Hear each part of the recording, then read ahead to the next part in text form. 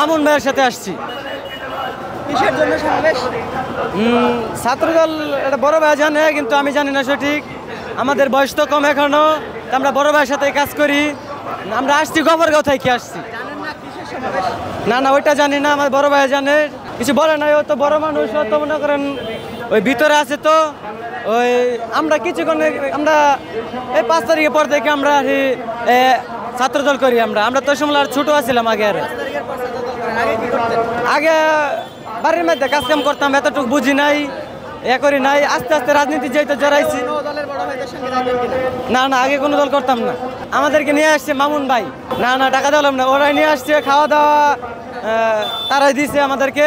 গফরগাঁও খাওয়াই আনছে, আবার এখানেও মুরগ পোলাও খাওয়াইছে। হ্যাঁ ভালো হচ্ছে, খাওয়া দাওয়া ভালো হয়েছে। আর কি দিবে? টাকা দিবে, খরচের টাকা দিবে, কয়েক টাকা দিবে, খরচের টাকা দিবে।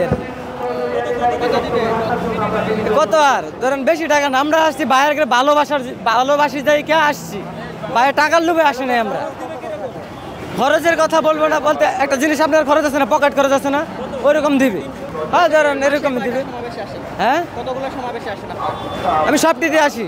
মামুন ভাই যে কয়টা হয় সেই কয়টাই আসি। কিন্তু জানেন না কিসের সমাবেশ? না ওইটা জানাই না তো, কারণ আমরা এতটুকু বুঝি না, তাই তো জানি না কিছু।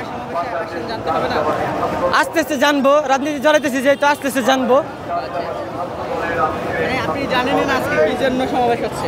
না আমার বড় ভাই জানে।